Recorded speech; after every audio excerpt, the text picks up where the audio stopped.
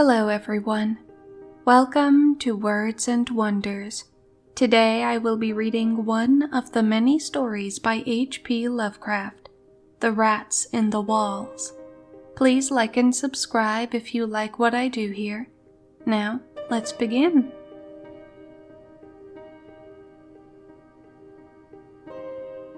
On July 16, 1923, I moved into Exham Priory after the last workman had finished his labors. The restoration had been a stupendous task, for little had remained of the deserted pile but a shell-like ruin. Yet because it had been the seat of my ancestors, I let no expense deter me.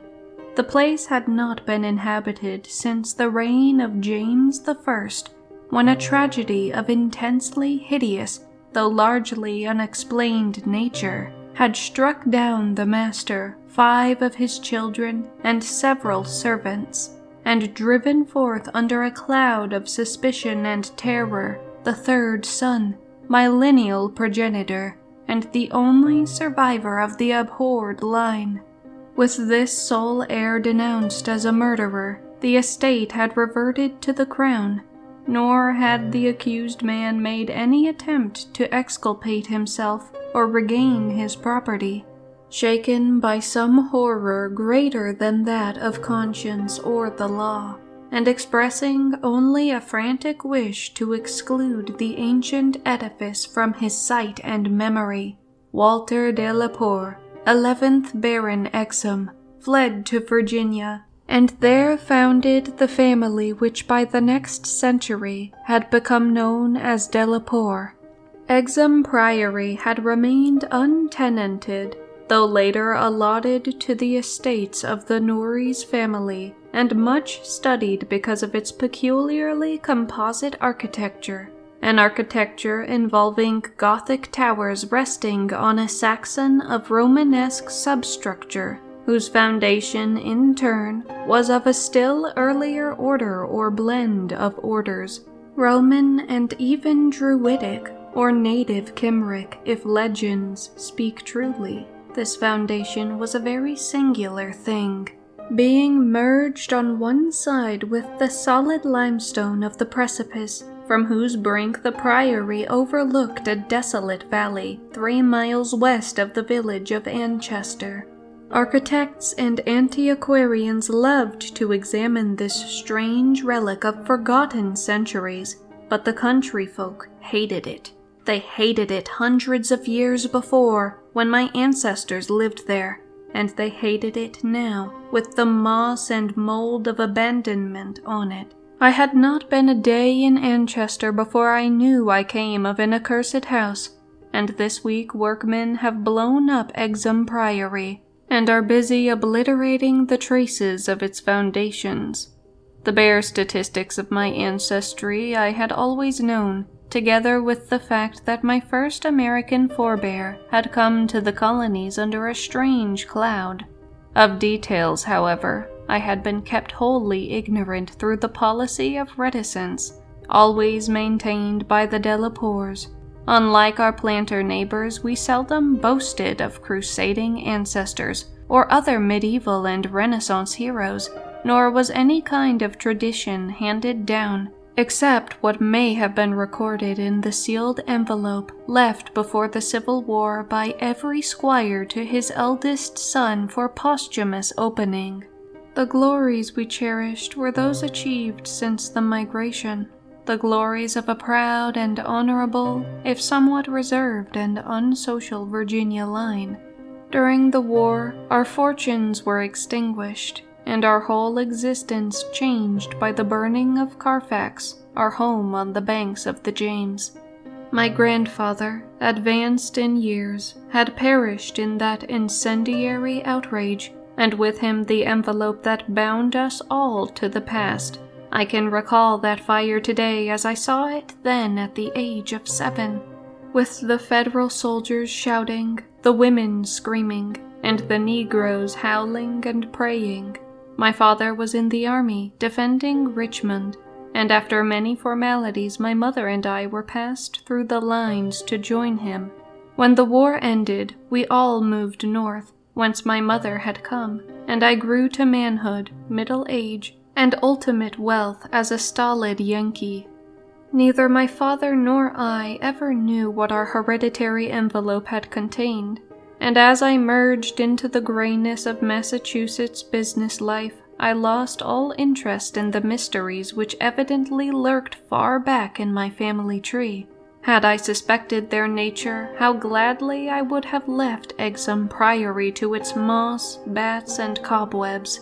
My father died in 1904, but without any message to leave me, or to my only child, Alfred, a motherless boy of 10. It was this boy who reversed the order of family information, for although I could give him only jesting conjectures about the past, he wrote me of some very interesting ancestral legends when the late war took him to England in 1917 as an aviation officer. Apparently, the Delapours had a colorful and perhaps sinister history, for a friend of my son's, Captain Edward Norris of the Royal Flying Corps, dwelt near the family seat at Anchester, and related some peasant superstitions which few novelists could equal for wildness and incredibility. Norris himself, of course, did not take them seriously, but they amused my son and made good material for his letters to me. It was this legendry which definitely turned my attention to my transatlantic heritage and made me resolve to purchase and restore the family seat, which Norris showed to Alfred in its picturesque desertion, and offered to get for him at a surprisingly reasonable figure since his own uncle was the present owner. I bought Exham Priory in 1918, but was almost immediately distracted from my plans of restoration by the return of my son as a maimed invalid. During the 2 years that he lived, I thought of nothing but his care, having even placed my business under the direction of partners. In 1921, as I found myself bereaved and aimless, a retired manufacturer no longer young, I resolved to divert my remaining years with my new possession. Visiting Anchester in December, I was entertained by Captain Norris, a plump, amiable young man who had thought much of my son and secured his assistance in gathering plans and anecdotes to guide in the coming restoration. Exham Priory itself I saw without emotion, a jumble of tottering medieval ruins, covered with lichens and honeycombed with rooks' nests, perched perilously upon a precipice, and denuded of floors or other interior features save the stone walls of the separate towers. As I gradually recovered the image of the edifice as it had been when my ancestor left it over 3 centuries before, I began to hire workmen for the reconstruction. In every case, I was forced to go outside the immediate locality, for the Anchester villagers had an almost unbelievable fear and hatred of the place. This sentiment was so great that it was sometimes communicated to the outside laborers, causing numerous desertions, whilst its scope appeared to include both the priory and its ancient family. My son had told me that he was somewhat avoided during his visits, because he was a Delapour, and I now found myself subtly ostracized for a like reason, until I convinced the peasants how little I knew of my heritage. Even then, they sullenly disliked me, so that I had to collect most of the village traditions through the mediation of Norris. What the people could not forgive, perhaps, was that I had come to restore a symbol so abhorrent to them, for, rationally or not, they viewed Exham Priory as nothing less than a haunt of fiends and werewolves.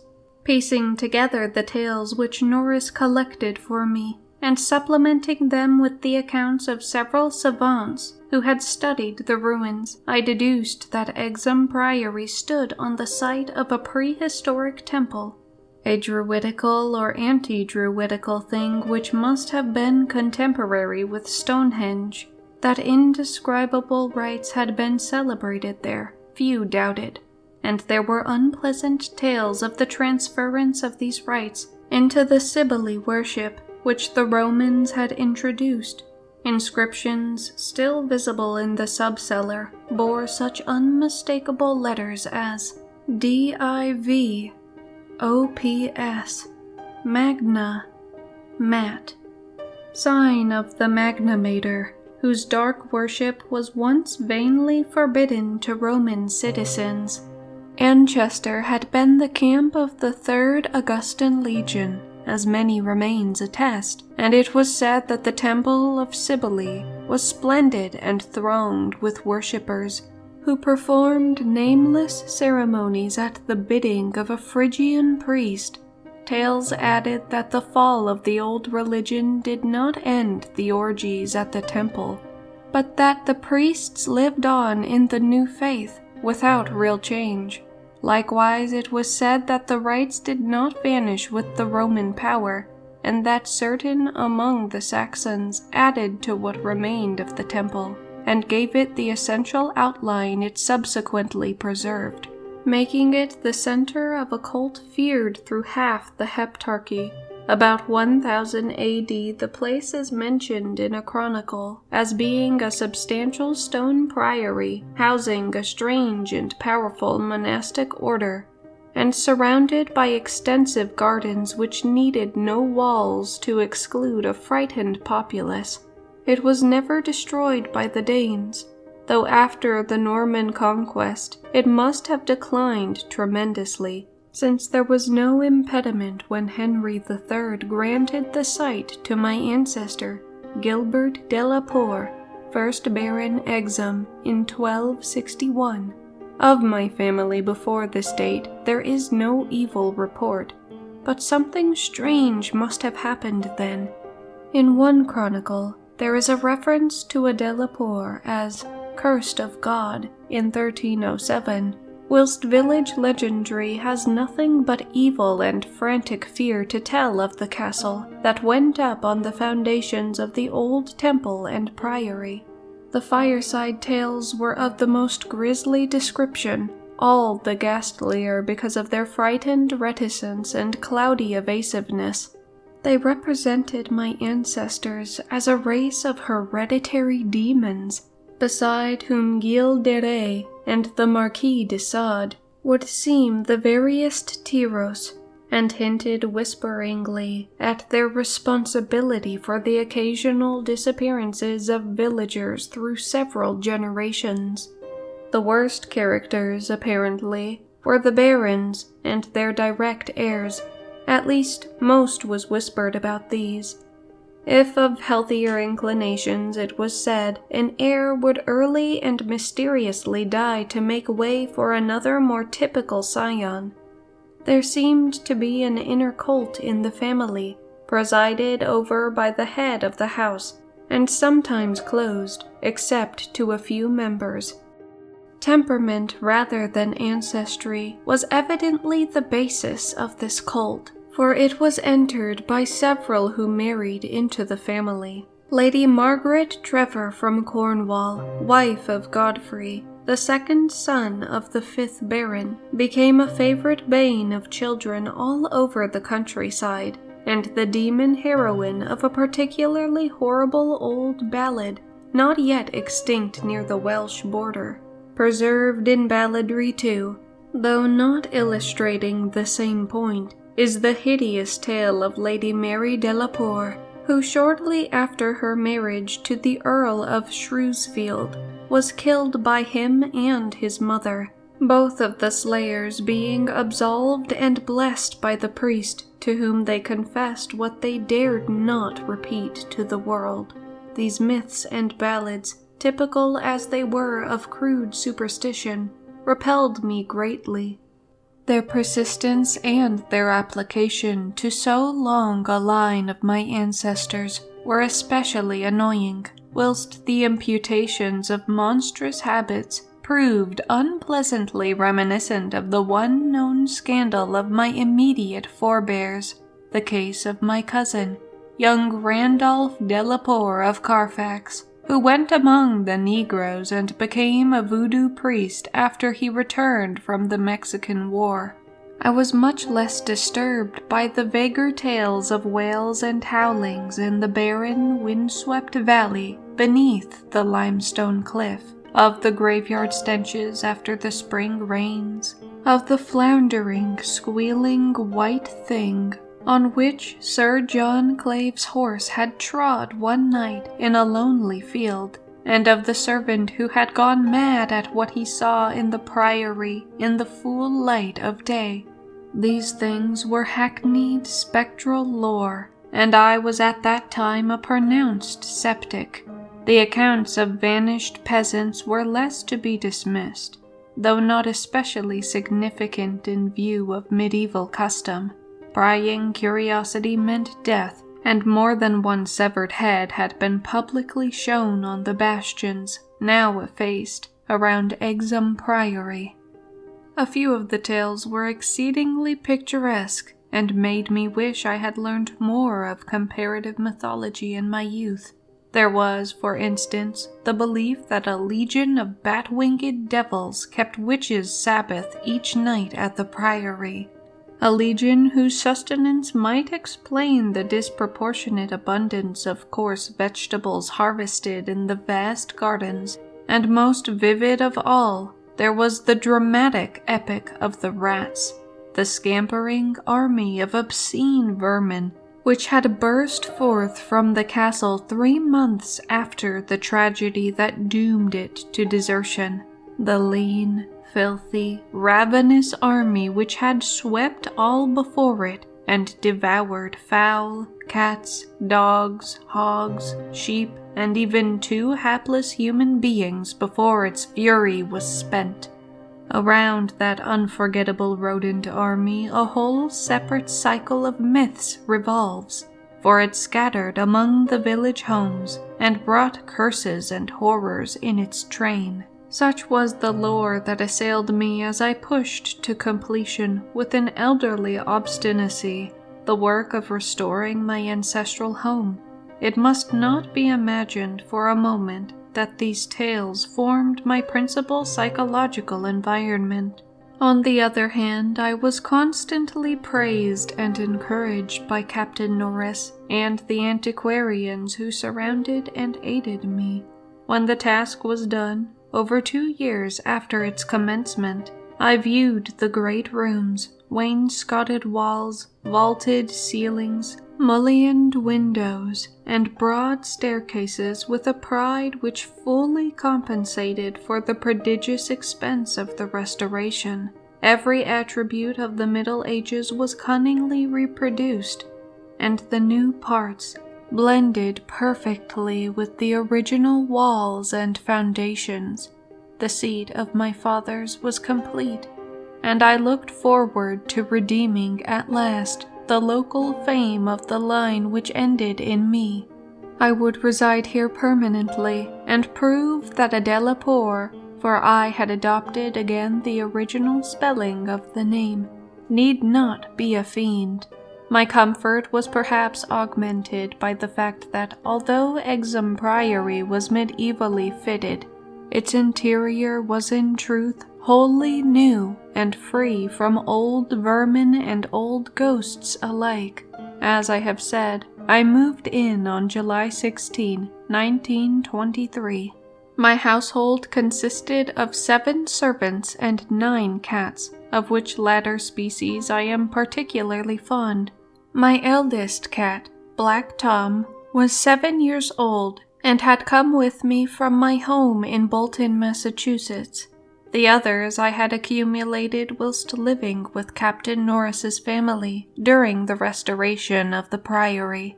For 5 days our routine proceeded with the utmost placidity, my time being spent mostly in the codification of old family data.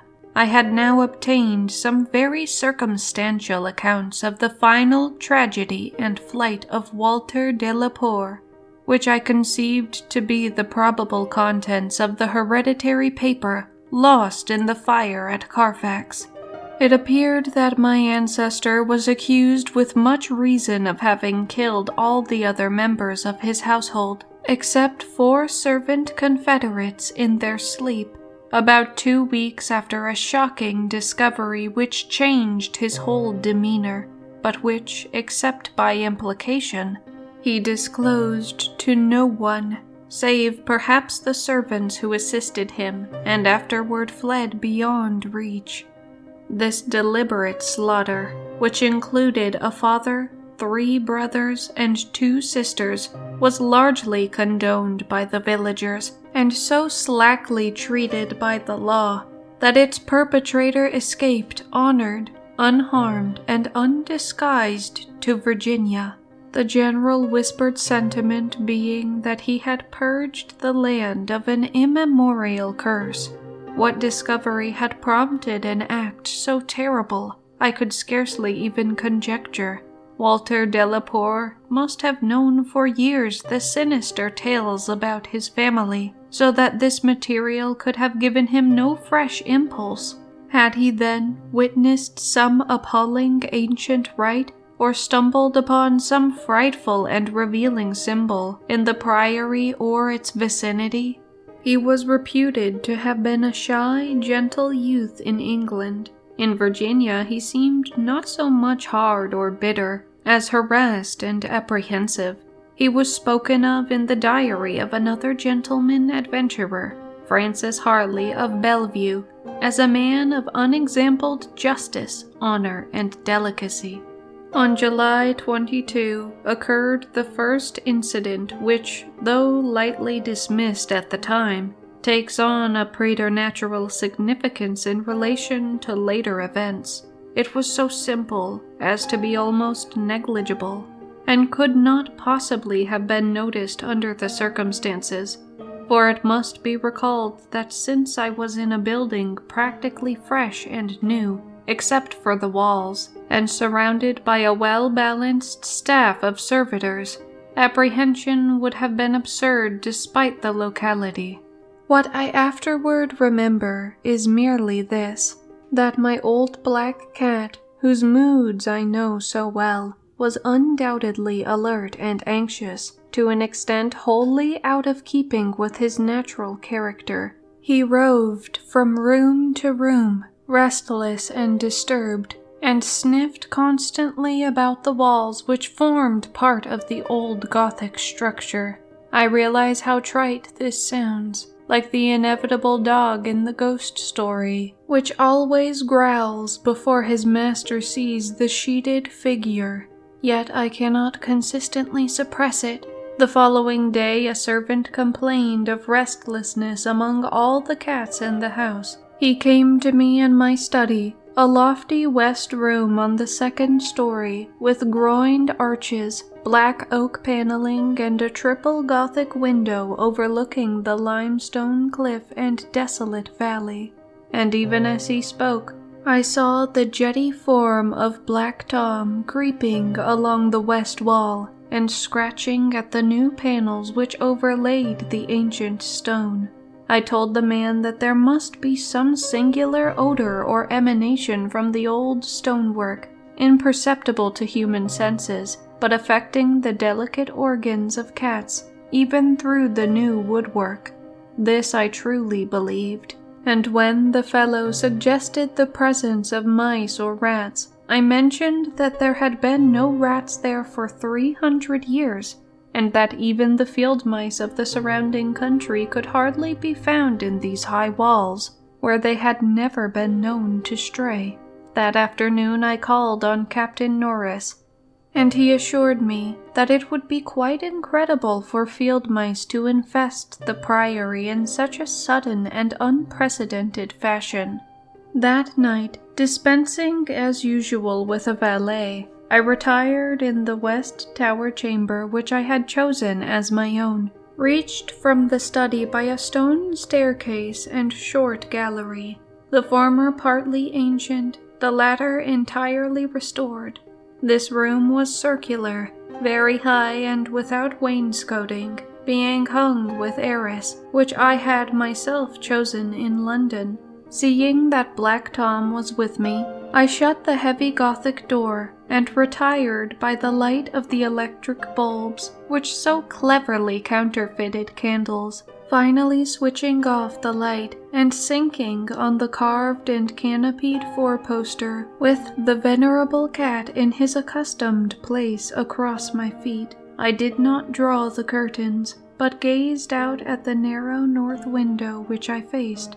There was a suspicion of aurora in the sky, and the delicate traceries of the window were pleasantly silhouetted. At some time I must have fallen quietly asleep, for I recall a distinct sense of leaving strange dreams when the cat started violently from his placid position.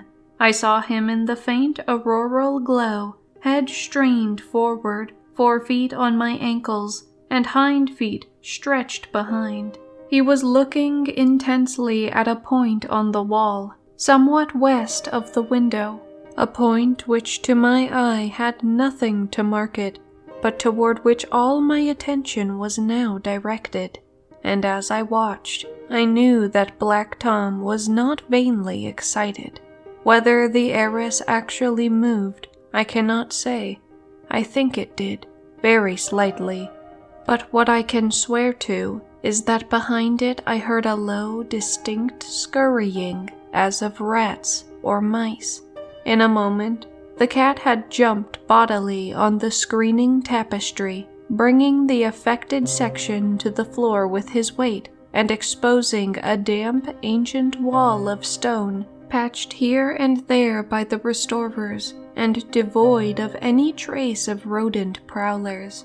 Black Tom raced up and down the floor by this part of the wall, clawing the fallen heiress and seemingly trying at times to insert a paw between the wall and the oaken floor.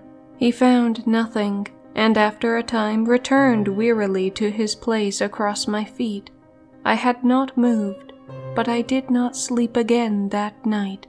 In the morning I questioned all the servants, and found that none of them had noticed anything unusual, save that the cook remembered the actions of a cat which had rested on her windowsill.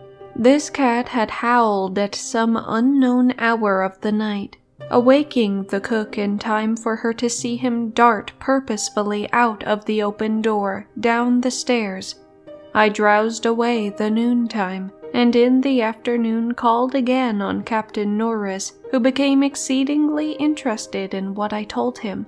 The odd incidents, so slight, yet so curious, appealed to his sense of the picturesque, and elicited from him a number of reminiscences of local ghostly lore.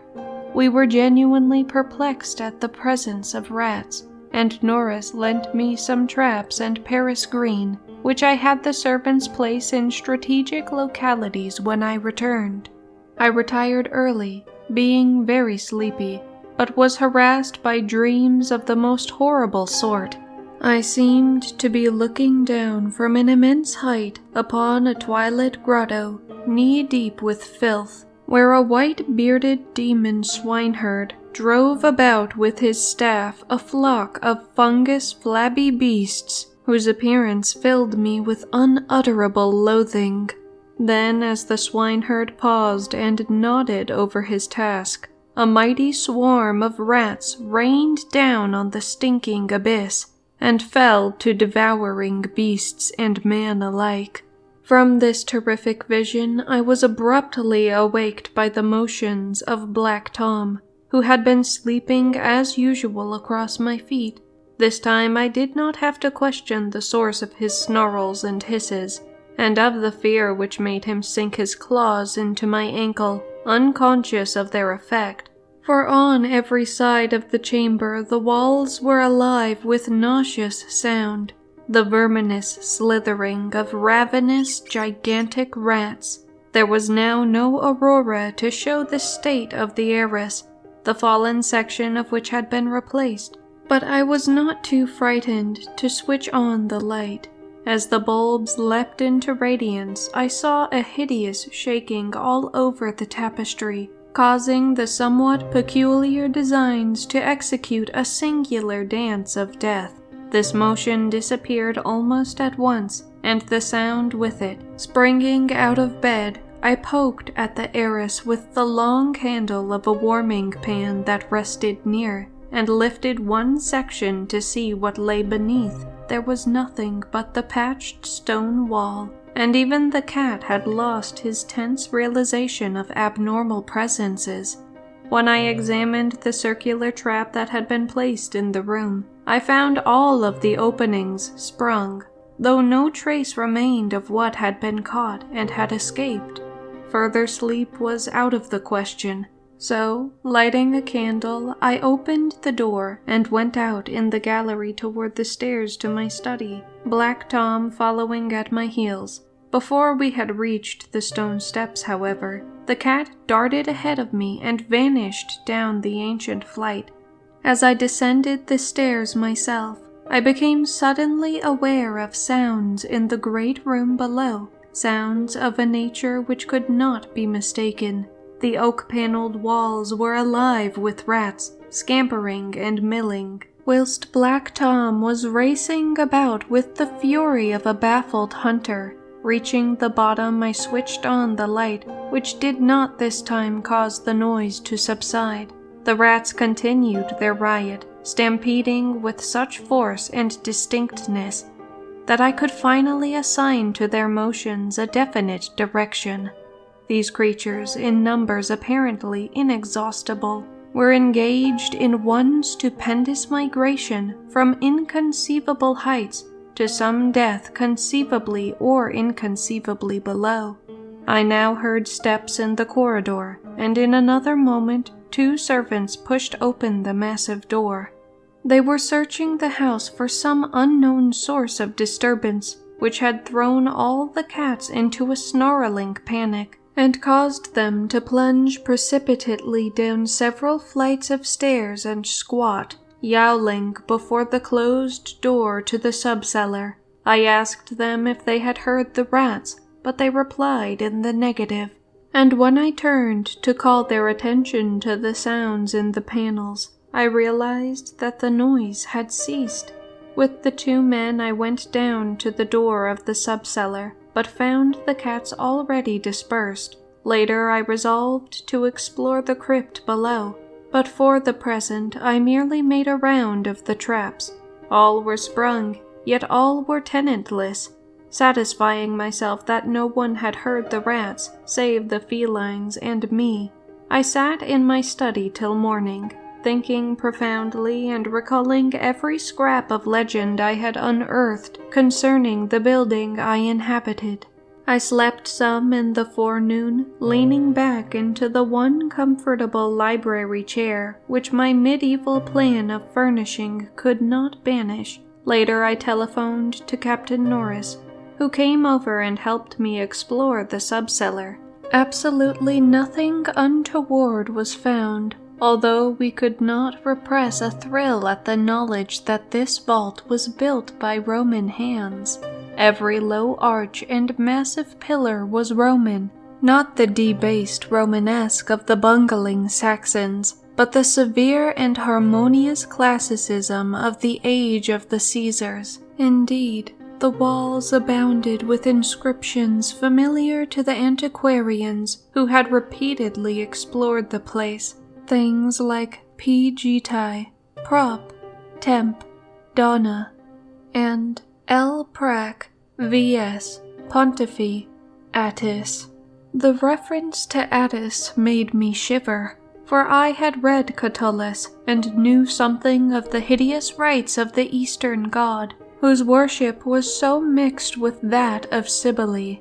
Norris and I, by the light of lanterns, tried to interpret the odd and nearly effaced designs of certain irregularly rectangular blocks of stone, generally held to be altars, but could make nothing of them. We remembered that one pattern, a sort of rayed sun, was held by students to imply a non-Roman origin, suggesting that these altars had merely been adopted by the Roman priests from some older and perhaps aboriginal temple on the same site. On one of these blocks were some brown stains which made me wonder. The largest, in the center of the room, had certain features on the upper surface which indicated its connection with fire, probably burnt offerings. Such were the sights in that crypt before whose doors the cats had howled, and where Norris and I now determined to pass the night. Couches were brought down by the servants, who were told not to mind any nocturnal actions of the cats, and Black Tom was admitted as much for help as for companionship. We decided to keep the great oak door, a modern replica with slits for ventilation, tightly closed, and with this attended to, we retired with lanterns still burning to await whatever might occur. The vault was very deep in the foundations of the priory, and undoubtedly far down on the face of the beetling limestone cliff overlooking the waste valley. That it had been the goal of the scuffling and unexplainable rats, I could not doubt, though why, I could not tell. As we lay there expectantly, I found my vigil occasionally mixed with half-formed dreams, from which the uneasy motions of the cat across my feet would rouse me. These dreams were not wholesome, but horribly like the one I had had the night before. I saw again the twilit grotto, and the swineherd with his unmentionable fungus beasts wallowing in filth, and as I looked at these things, they seemed nearer and more distinct, so distinct that I could almost observe their features. Then I did observe the flabby features of one of them, and awaked with such a scream that Black Tom started up, whilst Captain Norris, who had not slept, laughed considerably. Norris might have laughed more, or perhaps less, had he known what it was that made me scream. But I did not remember myself till later. Ultimate horror often paralyzes memory in a merciful way. Norris waked me when the phenomena began. Out of the same frightful dream I was called by his gentle shaking and his urging to listen to the cats. Indeed, there was much to listen to, for beyond the closed door at the head of the stone steps was a veritable nightmare of feline yelling and clawing, whilst Black Tom, unmindful of his kindred outside, was running excitedly around the bare stone walls, in which I heard the same babel of scurrying rats that had troubled me the night before. An acute terror now rose within me, for here were anomalies which nothing normal could well explain. These rats, if not the creatures of a madness which I shared with the cats alone, must be burrowing and sliding in Roman walls I had thought to be of solid limestone blocks, unless, perhaps, the action of water through more than 17 centuries had eaten winding tunnels which rodent bodies had worn clear and ample. But even so, the spectral horror was no less, for if these were living vermin, why did not Norris hear their disgusting commotion? Why did he urge me to watch Black Tom and listen to the cats outside? And why did he guess wildly and vaguely at what could have aroused them? By the time I had managed to tell him, as rationally as I could, what I thought I was hearing, my ears gave me the last fading impression of the scurrying, which had retreated still downward, far underneath this deepest of subcellars, till it seemed as if the whole cliff below were riddled with questing rats. Norris was not as skeptical as I had anticipated, but instead seemed profoundly moved. He motioned to me to notice that the cats at the door had ceased their clamor, as if giving up the rats for lost, whilst Black Tom had a burst of renewed restlessness and was clawing frantically around the bottom of the large stone altar in the center of the room, which was nearer Norris's couch than mine. My fear of the unknown was at this point very great. Something astounding had occurred, and I saw that Captain Norris, a younger, stouter, and presumably more naturally materialistic man, was affected fully as much as myself. perhaps because of his lifelong and intimate familiarity with local legend.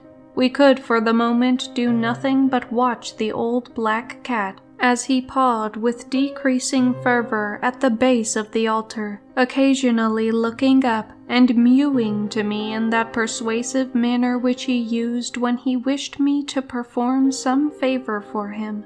Norris now took a lantern close to the altar and examined the place where Black Tom was pawing, silently kneeling and scraping away at the lichens of centuries which joined the massive pre-Roman block to the tessellated floor. He did not find anything, and was about to abandon his efforts when I noticed a trivial circumstance which made me shudder, even though it implied nothing more than I had already imagined. I told him of it, and we both looked at its almost imperceptible manifestation with the fixedness of fascinated discovery and acknowledgment. It was only this, that the flame of the lantern set down near the altar was slightly but certainly flickering from a draught of air which it had not before received, and which came indubitably from the crevice between the floor and altar where Norris was scraping away the lichens. We spent the rest of the night in the brilliantly lighted study, nervously discussing what we should do next, the discovery that some vault, deeper than the deepest known masonry of the Romans, underlay this accursed pile. Some vault, unsuspected by the curious antiquarians of 3 centuries, would have been sufficient to excite us without any background of the sinister. As it was, the fascination became twofold, and we paused in doubt whether to abandon our search and quit the priory forever in superstitious caution, or to gratify our sense of adventure and brave whatever horrors might await us in the unknown depths. By morning we had compromised and decided to go to London to gather a group of archaeologists and scientific men fit to cope with the mystery. It should be mentioned that before leaving the subcellar, we had vainly tried to move the central altar, which we now recognized as the gate to a new pit of nameless fear. What secret would open the gate, wiser men than we would have to find. During many days in London, Captain Norris and I presented our facts, conjectures, and legendary anecdotes to 5 eminent authorities, all men who could be trusted to respect any family disclosures which future explorations might develop. We found most of them little disposed to scoff, but instead intensely interested and sincerely sympathetic. It is hardly necessary to name them all, but I may say that they included Sir William Brinton, whose excavations in the Troad excited most of the world in their day. As we all took the train for Anchester, I felt myself poised on the brink of frightful revelations, a sensation symbolized by the air of mourning among the many Americans at the unexpected death of the President on the other side of the world. On the evening of August 7th, we reached Exham Priory, where the servants assured me that nothing unusual had occurred. The cats, even old Black Tom, had been perfectly placid, and not a trap in the house had been sprung. We were to begin exploring on the following day, awaiting which I assigned well-appointed rooms to all my guests. I myself retired in my own tower chamber, with Black Tom across my feet. Sleep came quickly, but hideous dreams assailed me. There was a vision of a Roman feast like that of Trimalchio, with a horror in a covered platter. Then came the damnable recurrent thing about the swineherd and his filthy drove in the twilit grotto. Yet when I awoke, it was full daylight with normal sounds in the house below. The rats, living or spectral, had not troubled me, and Black Tom was still quietly asleep, On going down, I found that the same tranquility had prevailed elsewhere, a condition which one of the assembled savants, a fellow named Thornton, devoted to the psychic, rather absurdly laid to the fact that I had now been shown the thing which certain forces had wished to show me.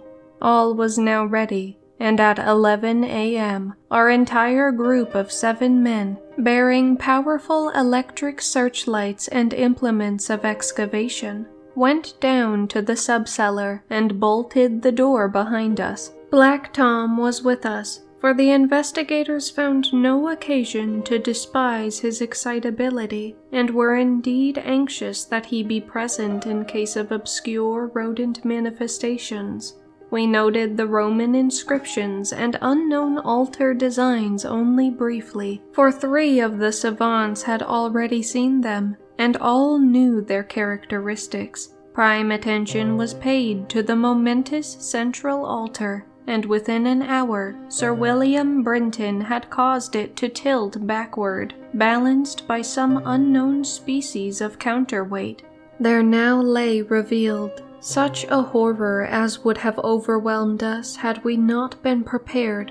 Through a nearly square opening in the tiled floor, sprawling on a flight of stone steps so prodigiously worn that it was little more than an inclined plane at the center, was a ghastly array of human or semi-human bones. Those which retained their collocation as skeletons showed attitudes of panic fear, and over all were the marks of rodent gnawing. The skulls denoted to nothing short of utter idiocy, cretinism, and primitive semi-apedom. Above the hellishly littered steps arched a descending passage, seemingly chiseled from the solid rock and conducting a current of air.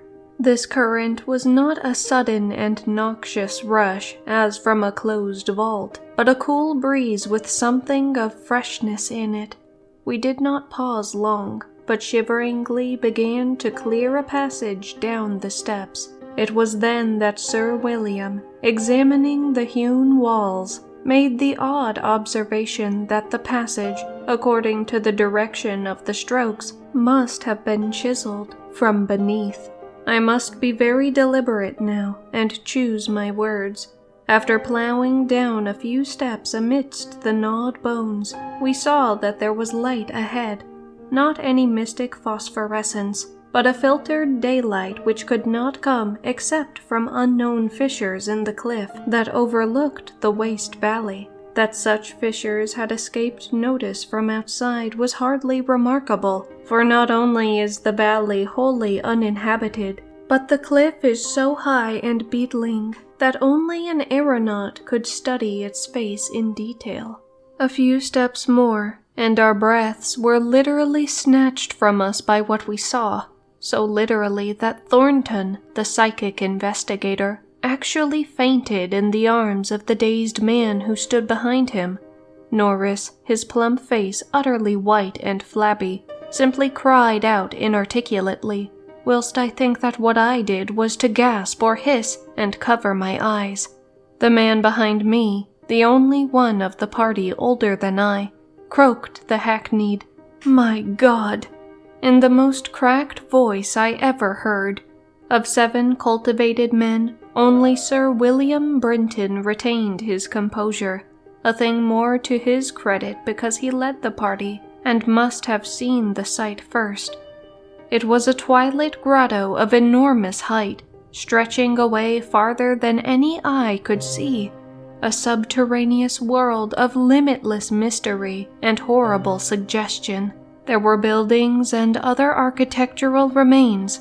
In one terrified glance, I saw a weird pattern of tumuli, a savage circle of monoliths, a low-domed Roman ruin, a sprawling Saxon pile, and an early English edifice of wood. But all these were dwarfed by the ghoulish spectacle presented by the general surface of the ground. For yards about the steps extended an insane tangle of human bones, or bones at least as human as those on the steps, Like a foamy sea they stretched, some fallen apart, but others wholly or partly articulated as skeletons. These latter invariably in postures of demoniac frenzy, either fighting off some menace or clutching other forms with cannibal intent. When Dr. Trask, the anthropologist, stooped to classify the skulls, he found a degraded mixture which utterly baffled him. They were mostly lower than the Piltdown man in the scale of evolution, but in every case definitely human. Many were of higher grade, and a very few were the skulls of supremely and sensitively developed types. All the bones were gnawed, mostly by rats, but somewhat by others of the half-human drove. Mixed with them were many tiny bones of rats, fallen members of the lethal army which closed the ancient epic. I wonder that any man among us lived and kept his sanity through that hideous day of discovery. Not Hoffman or Huysmans could conceive a scene more wildly incredible, more frenetically repellent, or more gothically grotesque than the twilit grotto through which we seven staggered, each stumbling on revelation after revelation, and trying to keep for the nonce from thinking of the events which must have taken place there 300 or 1,000 or 2,000 or 10,000 years ago. It was the antechamber of hell, and poor Thornton fainted again when Trask told him that some of the skeleton things must have descended as quadrupeds through the last 20 or more generations. Horror piled on horror as we began to interpret the architectural remains. The quadruped things, with their occasional recruits from the biped class, had been kept in stone pens, out of which they must have broken in their last delirium of hunger or rat fear. There had been great herds of them, evidently fattened on the coarse vegetables whose remains could be found as a sort of poisonous ensilage at the bottom of huge stone bins older than Rome. I knew now why my ancestors had had such excessive gardens. Would to heaven I could forget. The purpose of the herds I did not have to ask. Sir William, standing with his searchlight in the Roman ruin, translated aloud the most shocking ritual I have ever known, and told of the diet of the antediluvian colt, which the priests of Cybele found and mingled with their own. Norris, used as he was to the trenches, could not walk straight when he came out of the English building. It was a butcher shop and kitchen. He had expected that, but it was too much to see familiar English implements in such a place, and to read familiar English graffiti there, some as recent as 1610. I could not go in that building whose demon activities were stopped only by the dagger of my ancestor, Walter de la Poer. What I did venture to enter was the low Saxon building, whose oaken door had fallen, and there I found a terrible row of 10 stone cells with rusty bars. 3 had tenants, all skeletons of high grade, and on the bony forefinger of one I found a seal ring with my own coat of arms. Sir William found a vault with far older cells below the Roman chapel, but these cells were empty. Below them was a low crypt with cases of formally arranged bones, some of them bearing terrible parallel inscriptions carved in Latin, Greek, and the tongue of Phrygia. Meanwhile, Dr. Trask had opened one of the prehistoric tumuli and brought to light skulls which were slightly more human than a gorilla's, and which bore indescribable ideographic carvings. Through all this horror, my cat stalked unperturbed once I saw him monstrously perched atop a mountain of bones, and wondered at the secrets that might lie behind his yellow eyes. Having grasped, to some slight degree, the frightful revelation of this twilit area, an area so hideously foreshadowed by my recurrent dream, We turned to that apparently boundless depth of midnight cavern, where no ray of light from the cliff could penetrate. We shall never know what sightless Stygian worlds yawn beyond that little distance we went, for it was decided that such secrets are not good for mankind. But there was plenty to engross us close at hand, for we had not gone far before the searchlights showed that accursed infinity of pits in which the rats had feasted, and whose sudden lack of replenishment had driven the ravenous rodent army first to turn on the living herds of starving things, and then to burst forth from the priory in that historic orgy of devastation which the peasants will never forget. God, those carrion black pits of sawed, picked bones and opened skulls, those nightmare chasms choked with the pithecanthropoid, Celtic, Roman, and English bones of countless unhallowed centuries. Some of them were full, and none can say how deep they had once been. Others were still bottomless to our searchlights, and peopled by unnameable fancies. What, I thought, of the hapless rats that stumbled into such traps amidst the blackness of their quests in this grisly Tartarus? Once my foot slipped near a horribly yawning brink, and I had a moment of ecstatic fear. I must have been musing a long time, for I could not see any of the party but the plump Captain Norris. Then there came a sound from that inky, boundless, farther distance that I thought I knew, and I saw my old black cat dart past me like a winged Egyptian god, straight into the illimitable gulf of the unknown. But I was not far behind, for there was no doubt after another second. It was the eldritch scurrying of those fiend-born rats, always questing for new horrors and determined to lead me on, even unto those grinning caverns of Earth's center, where Nyarlathotep, the mad, faceless god, howls blindly in the darkness of the piping of two amorphous idiot flute players. My searchlight expired, but still I ran. I heard voices and yowls and echoes, but above all there gently rose that impious, insidious scurrying, gently rising as a stiff, bloated corpse gently rises above an oily river that flows under endless onyx bridges to a black, putrid sea. Something bumped into me, something soft and plump. It must have been the rats, the viscous, gelatinous, ravenous army that feasts on the dead and the living. Why shouldn't rats eat a Delapour as a Delapour eats forbidden things? The war ate my boy, damn them all, and the Yanks ate Carfax with flames and burnt Grandsire Delapour and the secret. No, I tell you, I am not that demon swineherd in the twilit grotto. It was not Edward Norris's face on that flabby fungus thing. Who says I am a Delapour?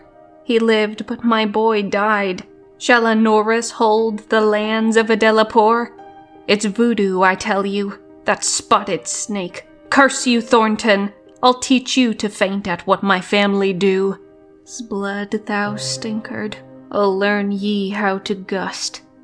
Would ye swink me thilquis? Magna mater, Attis. Diad ad guides ad aden, agus bas donakdort, donas is dolort agus liatsa.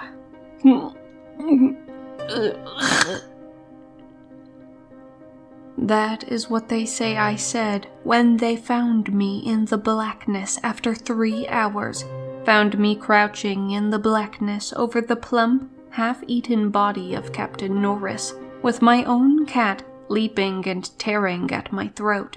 Now they have blown up Exham Priory, taken my Black Tom away from me, and shut me into this barred room at Hanwell, with fearful whispers about my heredity and experiences. Thornton is in the next room, but they prevent me from talking to him. They are trying, too, to suppress most of the facts concerning the Priory. When I speak of poor Norris, they accuse me of a hideous thing, but they must know that I did not do it. They must know it was the rats, the slithering, scurrying rats whose scampering will never let me sleep, the demon rats that race behind the padding in this room and beckon me down to greater horrors than I have ever known. The rats they can never hear. The rats in the walls.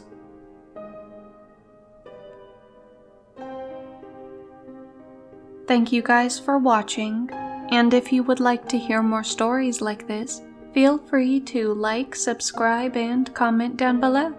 Bye bye.